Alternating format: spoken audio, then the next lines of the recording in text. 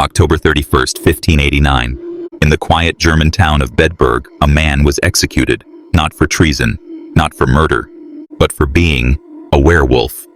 His death was no ordinary punishment. It was theater, torture, a warning. Pamphlets spread across Europe, retelling the tale of Peter Stumpp, a respected farmer by day and a bloodthirsty beast by night.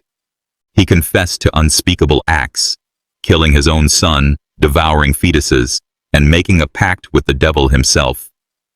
But was it all true? Or was Peter Stumpp the perfect scapegoat for a society drowning in religious fear and superstition? This is not a fairy tale. This is real history, when myth became law and fear became justice. A story soaked in blood, hysteria, and silence. This is the tale of Peter Stumpp, the Werewolf of Bedburg, and it begins on a cold October night. Long before forensic science or psychological diagnoses, there was something else. Fear. Raw, unfiltered, and often weaponized. From the 15th to the 17th century, Europe wasn't just swept by war and plague, it was swallowed by madness. A madness that wore many names: witchcraft, heresy, and werewolves. Just like the infamous witch hunts, werewolf trials became a terrifying phenomenon. In towns and villages, scattered across France, Switzerland, and Germany, people weren't only burned for cursing crops or consorting with demons. They were tried and executed for transforming into beasts, for prowling the countryside at night, for killing livestock, and worse, for devouring children. The accusations came fast. The punishments were brutal, and the line between man and monster blurred in the flickering torchlight of medieval justice. Why were people so quick to believe? Because the world around them was falling apart. The Protestant Reformation had shattered the authority of the Catholic Church. Martin Luther's 95 Theses didn't just challenge doctrine, they cracked the very foundation of European power. As religion split into factions, trust crumbled. Order turned to chaos. The wars of religion raged. Neighbors turned on each other. And in this storm, people searched desperately for answers. Without a united church to tell them right from wrong, fear rushed in to fill the void. Superstition became law. Folklore became reality. And the werewolf, a symbol of uncontrollable bestial evil, became a convenient target. Many who were accused weren't powerful figures. They were outsiders, hermits, beggars, immigrants, the vulnerable, those who looked different, those who didn't belong. Accusing them wasn't just belief. It was politics. Land changed hands. Power shifted. And the accused were erased in fire and myth. This was the world Peter Stumpp was born into. A world where turning into a wolf was less dangerous than being seen as one. A world where madness was systemic, trials were theater, and punishment was spectacle. Before we can understand Peter Stumpp the monster, we must understand the madness that made monsters out of men. To understand Peter Stumpp, we must first understand the world that shaped him. A world teetering on the edge of reason, gripped by war, paranoia, and religious fracture. His story isn't just the tale of a man accused of being a monster, it's the reflection of an entire society unraveling. The small town of Bedburg, nestled in the heart of the Holy Roman Empire, might have seemed ordinary from the outside. But behind its stone walls and timbered houses lay the scars of conflict and confusion. Germany in the late 1500s wasn't just a collection of territories. It was a battlefield of faith. The Protestant Reformation had split the soul of Europe, and its tremors were felt in every village, every sermon, every whisper. Martin Luther's challenge to the Catholic Church ignited more than just theological debate. It dismantled centuries of religious authority. What followed were decades of war, revenge, and chaos. Communities were divided between Catholics and Protestants. Neighbors spied on neighbors, trust eroded, suspicion festered. In Bedburg, the church was no longer a source of universal moral guidance. It was one side in an ideological war. Religious certainty gave way to confusion, and in that confusion, fear found fertile ground. Who could be trusted? What was truth? And what happened when evil appeared in human form? Peter Stumpp lived in the shadows of this ideological collapse. The absence of a centralized moral compass meant that justice became arbitrary and punishment became performance. In a time when sermons couldn't answer society's questions, people turned to symbols, stories, warnings, and few symbols were more powerful or more terrifying than that of the werewolf. The chaos of the Reformation didn't just fracture institutions, it fractured identities. People needed monsters to make sense of the world, and when they couldn't find one, they created one. Peter Stumpp was a man caught in the storm.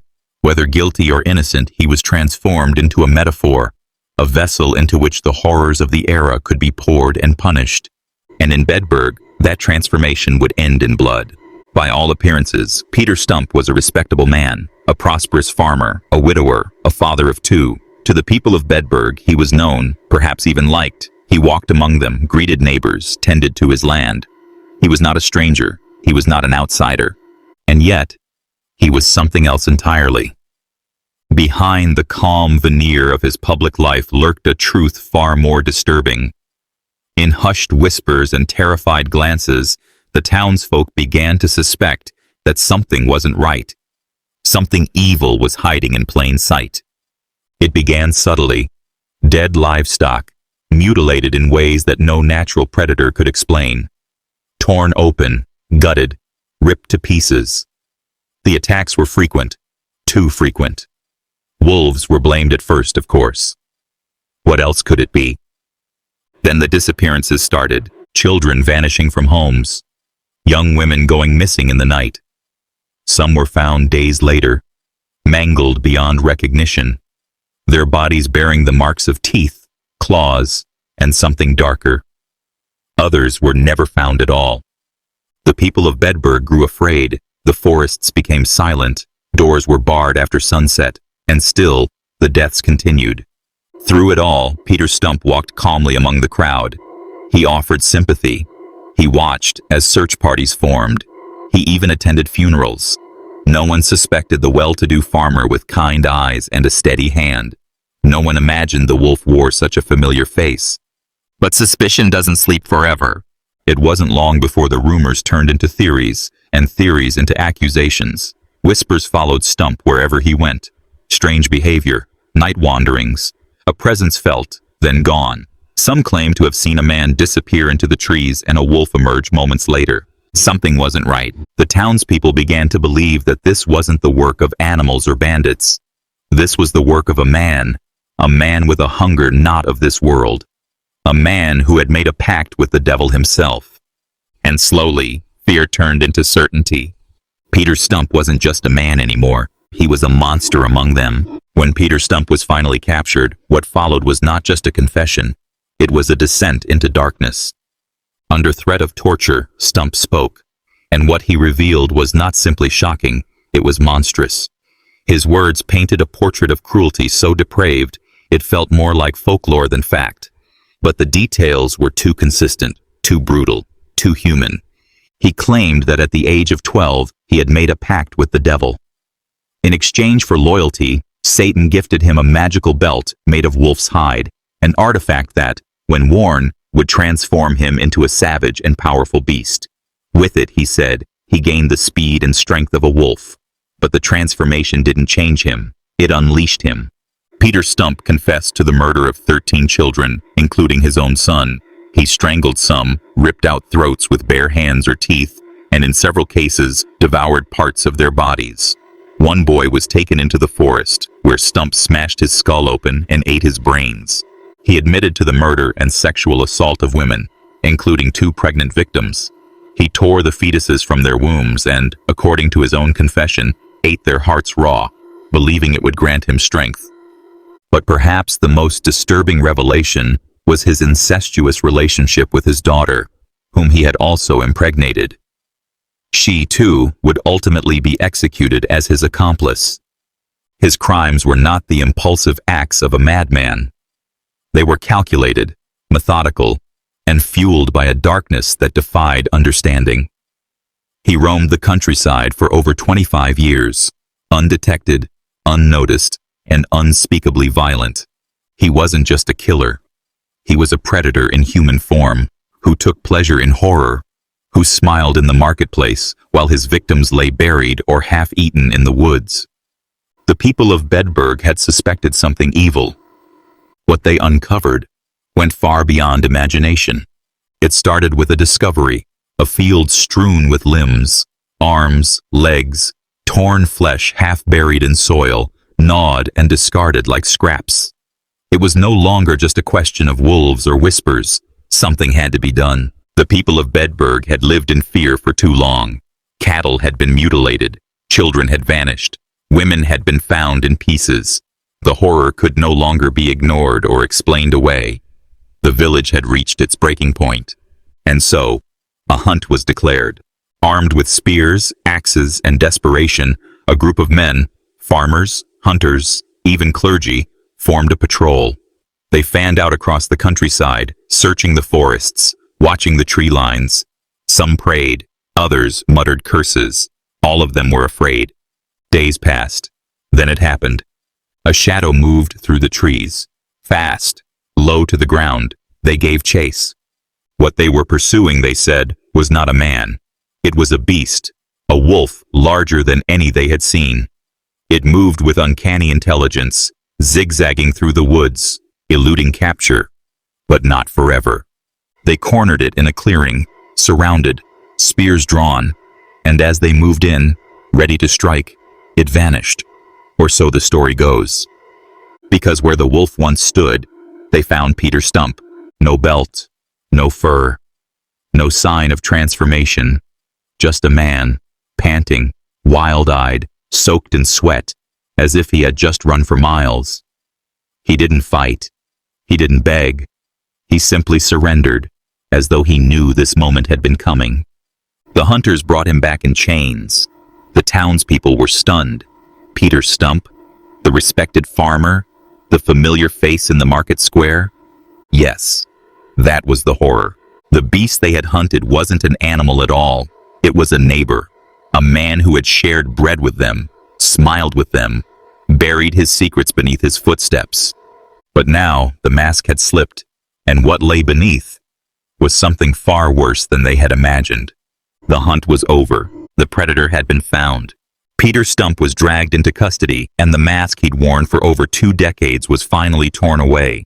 But Bedburg would not settle for silence. They wanted answers. They wanted a confession, and they were prepared to tear it from his flesh. The interrogation was not gentle. It wasn't even humane. Stumpp was shown the tools, the rack, the pincers, the axe, and given a choice that was no choice at all. Confess, or be broken slowly. He chose to speak. What poured from his lips was not a defense. It was a torrent of dark, grotesque admissions. He confessed to black magic, claiming he had made a pact with the devil himself. The devil, he said, had gifted him a belt made of wolf hide, which allowed him to transform into a beast driven by hunger and hatred. He recounted the murders, the mutilations, the cannibalism. He spoke of devouring children, of tearing fetuses from the wombs of pregnant women and eating their hearts, believing their essence would grant him power. And then he told them about his daughter, Catherine. He had not only impregnated her through incest, but had kept her under his control, twisted and complicit. His mistress, Katharina Trompin, was also accused of being his accomplice. In a time when fear overpowered reason, guilt was contagious. And so the sentence was set. Brutal, symbolic, spectacle, not justice. On the day of execution, Peter Stumpp was strapped to a breaking wheel. With red-hot pincers, his flesh was torn from 10 parts of his body. His limbs were shattered with the blunt end of an axe. His head was then decapitated and mounted on a pike. Beneath it, the authorities erected the effigy of a wolf to remind all of what he had become. But the punishment didn't end with him. Catherine, his daughter, and Katharina, his mistress, were burned alive beside him, their screams joining his in a final chorus of terror. It wasn't just an execution, it was a message, written in pain and fire. And that message echoed through the generations. After all the horror, all the blood, all the screams, it begs a question. Was Peter Stumpp truly a monster, or merely a man caught in a storm of fear? History remembers him as a werewolf, a cannibal, a devil's servant. But peel away the pamphlets, the torture-forced confessions, the public spectacle, and what remains is murkier, stranger, more human. Let's start with the obvious. Stumpp lived in a time when truth and fear were rarely separate. The Protestant Reformation had fractured Europe's soul, and nowhere was this more visible than in places like Bedburg. Stumpp was a Protestant in a fiercely Catholic region, a fact that, in those days, could seal your fate faster than any crime. Was he executed for what he did, or for who he was? His confession, after all, was pulled from him under the threat of unspeakable torture. How many people would admit to anything, murder, incest, even sorcery, if it meant ending the agony? Then there's the condition known today as clinical lycanthropy, a rare psychological disorder in which a person believes they can transform into an animal. Some historians now wonder, did Peter Stumpp suffer from this illness? Was he mentally unwell, delusional, and unmedicated in an age that saw demons instead of disorders? Or perhaps it was something else entirely. Some believe his story was exaggerated, twisted by political forces, stoked by fear, and printed in pamphlets that sold better with blood on the page. The more gruesome the tale, the more it spread. And Peter Stumpp's story, it was horrifying enough to travel across borders and centuries. There's even a theory that he never committed any crimes at all, that he was simply a convenient scapegoat, a victim chosen to remind the masses what happens when you stray from the dominant faith, or from society's fragile idea of order. We may never know the full truth. Was he a man, a madman, a metaphor? What we do know is this: the line between fact and fear in Peter Stumpp's story is razor thin, and in the dark, that line disappears completely. In the aftermath of Peter Stumpp's execution, something strange happened. His story didn't fade into silence. It spread through villages, across borders, into pamphlets, sermons, and whispered bedtime warnings. It became a tale not just of horror, but of moral instruction. This was the 16th century, a time when Europe was struggling to redefine its values.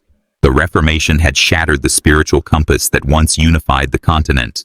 The Catholic Church, no longer the sole voice of authority, had been weakened. The Protestant factions, fragmented and new, were still finding their voice. Into this vacuum stepped fear, and fear needs symbols. Peter Stumpp became one. His tale wasn't just repeated, it was crafted, designed.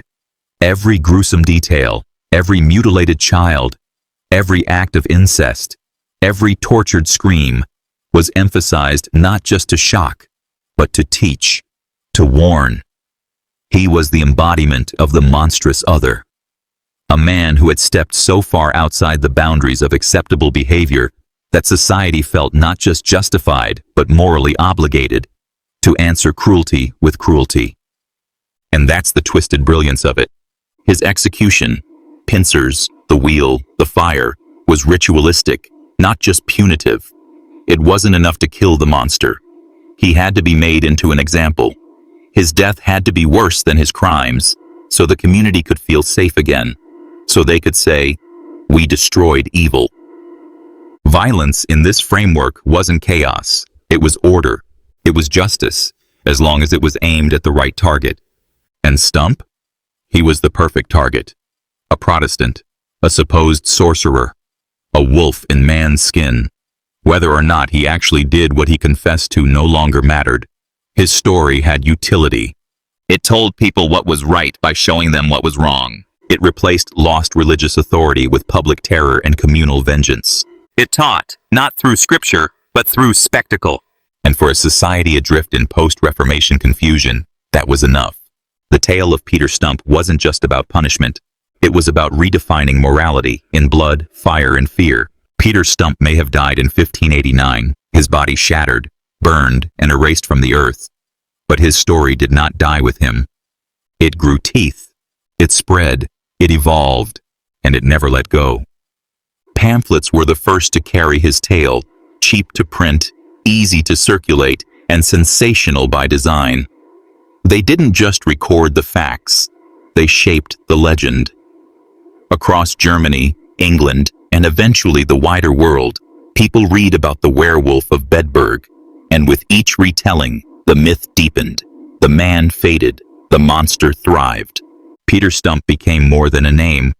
He became a symbol, a dark reflection of human nature's worst instincts, a warning about unchecked desires, and a figure that folklore couldn't leave behind. Centuries passed, and still, his shadow lingered. In the modern era, Peter's story found new mediums. Horror podcasts like Lore retold his legend, dripping with tension. Novelist Jonathan Mayberry used him as a character in his Pine Deep trilogy, blurring the line between historical nightmare and fiction. Even children's cartoons brushed against his legacy. Scooby-Doo and the Goblin King made reference to the Werewolf of Bedburg, a quiet nod to the horror hiding beneath history. Bands across genres, from German metal outfit Powerwolf to horror punk groups like The Other, have written songs inspired by his tale, invoking his name like a chant, a curse, a ritual. He haunts lyrics the same way he haunted fields and forests, and in 2023, his myth found new life again in film. Tauren, a psychological horror feature, named its protagonist Peter Stumpp, an homage to the original. The movie followed a man moving to a town steeped in werewolf lore, plagued by his own demons. Fact and fiction, once more, danced together in the dark. Peter Stumpp was supposed to be silenced by execution. Instead, he became immortal in fear. His legacy endures, not just as a man, not just as a killer, but as an idea. A symbol of what lurks beneath the skin. A tale we keep retelling, because part of us still wonders if monsters like him ever truly die. So now, we've seen the story in full. A respected man, a secret monster, a town steeped in fear, and a trial soaked in blood and fire. Peter Stumpp, the Werewolf of Bedburg, was more than a man accused. He became a mirror. In him, we saw everything we feared: darkness in the woods, cruelty beneath calm faces, and evil hiding behind everyday smiles. His tale gave shape to nightmares that had no name. But step back, breathe, reflect, and ask yourself, what do you believe? Was Peter Stumpp truly a killer? Did he walk between rows of wheat with blood still drying on his hands, selecting victims like fruit from the vine? Did he prowl the countryside at night wearing the devil's belt, transformed into a wolf with unholy eyes?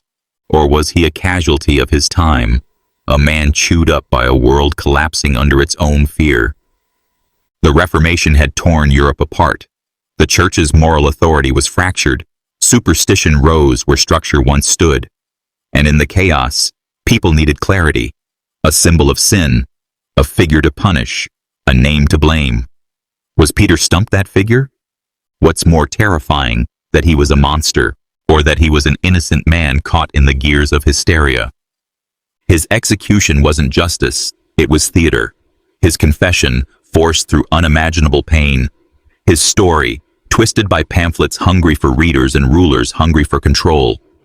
What began as a trial ended as a performance, one that still haunts us centuries later. And maybe that's the real horror. Not the killings, not the blood, not even the howls, but how quickly fear becomes law, how easily stories become truth, and how terrifyingly fast a man can become a monster, if enough people believe it. So again, we ask, what do you believe? Was Peter Stumpp a beast in man's skin, or a man devoured by the beast of history? That answer is yours to carry.